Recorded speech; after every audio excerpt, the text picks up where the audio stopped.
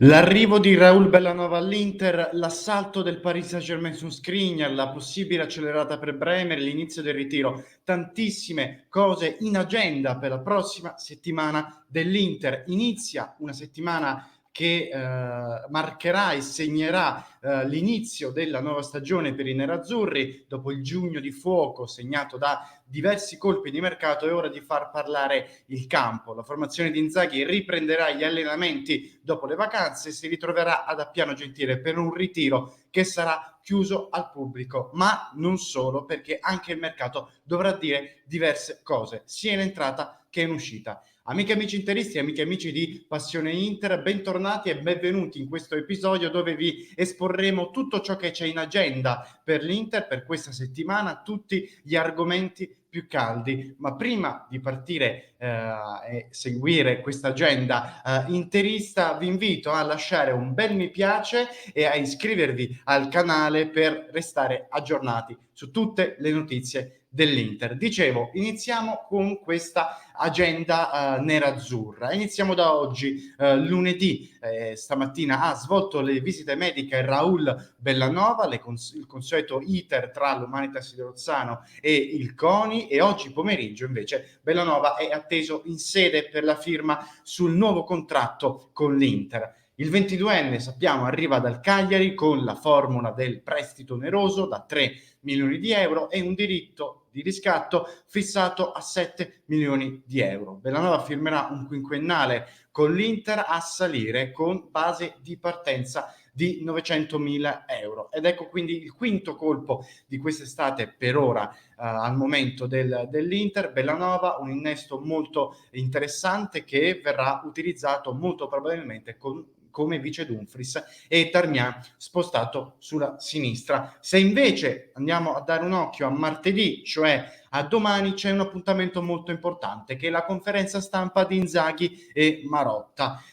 Ci sarà questa presentazione della nuova stagione, alle 17 saranno presenti in conferenza stampa sia Simone Inzaghi che Beppe Marotta. C'è molta curiosità ovviamente per le loro parole, soprattutto dalla D, sui temi di mercato, sui colpi in entrata che ci devono essere, soprattutto sul famoso sacrificio. Noi di Passione Inter saremo ovviamente pronti con tutti i contenuti per farvi restare aggiornati su questo appuntamento che è sempre molto importante per l'inizio di una nuova stagione. Ancora più importante ovviamente sarà invece mercoledì 6 luglio, la data da cerchiare in rosso, perché sarà quella dell'inizio del ritiro della formazione di Inzaghi ad Appiano Gentile in vista delle prossime amichevoli, che, come dicevo in apertura, però sarà a porte chiuse. Il club nerazzurro infatti ha preso questa decisione per ragioni di ovvia sicurezza.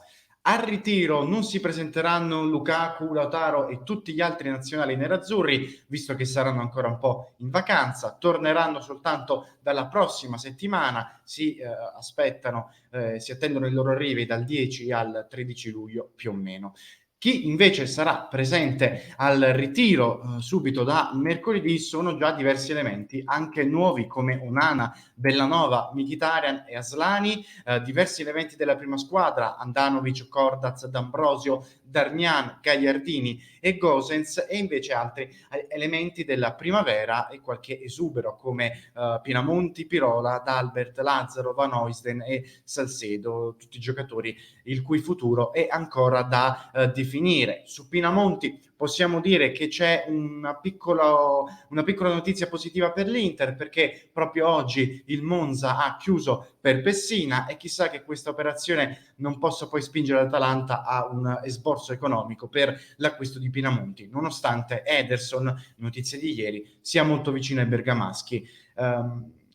Sempre parlando di mercato, dobbiamo per forza discutere di Skriniar, perché secondo diversi quotidiani questa sarà la settimana decisiva per l'assalto del Paris Saint-Germain. I parigini hanno intenzione di affondare con l'offerta finale. L'Inter, lo sappiamo, si aspetta sempre e comunque una cifra di almeno 70 milioni di euro per lo slovacco. E per uno Skriniar che va, c'è un Bremer che arriva. L'arrivo del brasiliano è strettamente collegato all'addio dello slovacco.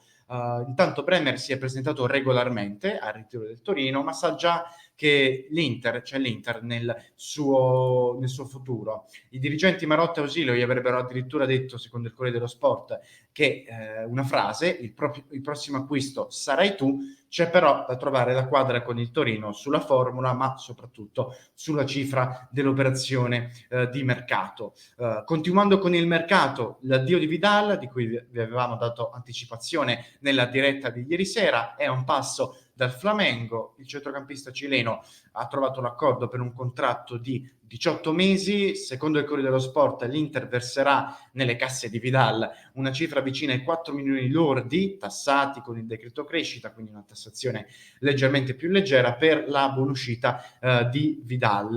A fianco a Vidal si mette spesso Alexis Sanchez. I prossimi giorni potrebbero essere decisivi anche per l'addio del Niño Maraviglia. Non è ancora arrivata nessuna offerta ufficiale, però si vocifera di un grande interesse sempre del Flamengo. L'Inter ovviamente lo spera e lo speriamo anche noi tifosi nerazzurri, perché chissà che gli addii di Vidal e Sanchez possano liberare e dare il via libera all'arrivo di Paulo Dybala, anche se molto probabilmente ci sarà bisogno di un'ulteriore uscita in attacco. Chiudendo, ragazzi, su un argomento, andiamo a chiudere con un argomento che interessa molti di voi: gli sponsor. Il nostro Lorenzo Polimanti sta lavorando in modo dettagliato su questo aspetto e ci si aspetta qualche ulteriore ufficializzazione su alcuni sponsor. C'è curiosità per vedere le maglie dell'allenamento per un motivo che adesso vi mostro, perché sappiamo che l'Inter ha chiuso negli scorsi giorni l'accordo con Konami, l'azienda di videogiochi di PES, di eFootball, e la scritta eFootball sarà presente sul retro della maglia dell'allenamento dell'Inter. Bisogna capire però chi ci sarà sul fronte, perché fino al 30 giugno c'era Suning.com, il cui logo però è sparito dalla lista degli sponsor presenti sul sito ufficiale dell'Inter e anche dalla maglia di allenamento che ha presentato Romelu Lukaku il giorno del suo arrivo all'Inter, come vedete qui dallo schermo che vi ho condiviso, e quindi ci saranno da capire un po' queste cose. Nelle scorse settimane i principali quotidiani avevano parlato di un possibile rinnovo di Suning.com, però sembra esserci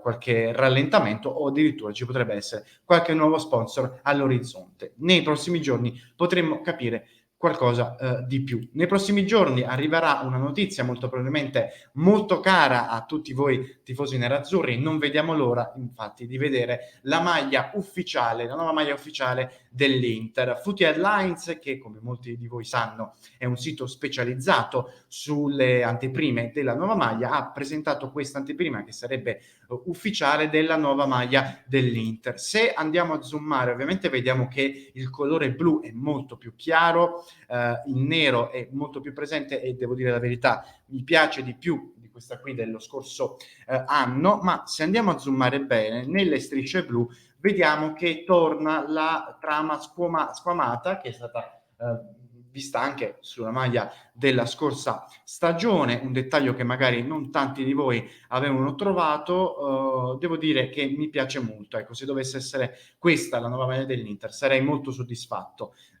Ovviamente ci sarà il logo qui dell'Inter, lo stemma presente, qui nell'anteprima non c'è, e come vedete qui c'è Digital Beats, sì, perché nei prossimi giorni è atteso l'annuncio ufficiale della collaborazione tra Inter e Digital Beats. Sappiamo che quest'anno Digital Beats è stata già sponsor di Manica, come vedete qui, ma nell'accordo tra Digital Beats e l'Inter c'era stipulato appunto che Digital Beats sarebbe diventato il nuovo main sponsor dell'Inter per una cifra di 85 milioni in un accordo pluriennale.